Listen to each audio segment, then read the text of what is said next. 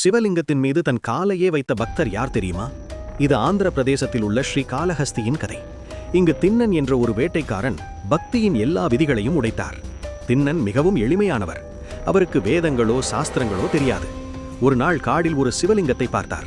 அதே நேரத்தில் அதைத்தான் தனது இறைவன் என்று ஏற்றுக்கொண்டார். அந்த நாள் முதல் தினமும் வேட்டைக்கு சென்று இரவு இருளில் வந்து சிவனை வழிபட்டார். அவரின் பக்தி வித்தியாசமானது. நதியிலிருந்து தண்ணீரை வாயில் எடுத்து வந்து சிவலிங்கத்திற்கு அபிஷேகம் செய்தார். வேட்டையாடிய சிறந்த இறைச்சியையும் படையலாக வைத்தார். காலை வந்த கோவில் பூசாரி சிவலிங்கம் முழுவதும் இறைச்சி இருப்பதை பார்த்து மிகவும் கவலைப்பட்டார். இது யார் செய்கிறார்கள் என்று இறைவனை கேட்டார். அன்று இரவு சிவபெருமான் கனவில் தோன்றி, நாளை மறைந்து பார்த்தால் உண்மையான பக்தியை காண்பாய் என்றார். அடுத்த நாள் பூசாரி மறைந்து பார்த்தார். திண்ணன் வழிபட்டு கொண்டிருக்கும் போது திடீரென சிவலிங்கத்தின் வலது கண்ணில் ரத்தம் வர ஆரம்பித்தது. அவர் பயந்தார். மூலிகைகள் வைத்தார். ஆனால் ரத்தம் நின்றதே இல்லை. இறுதியாக எந்த தயக்கமும் இல்லாமல் தனது ஒரு கண்ணை எடுத்து சிவனின் கண்ணில் வைத்தார். அதிசயம், ரத்தம் உடனே நின்றது. ஆனால் சில நொடிகளில் இடது கண்ணிலும் ரத்தம் வந்தது. இப்போது இன்னொரு கண்ணையும் கொடுக்க முடிவு செய்தார்.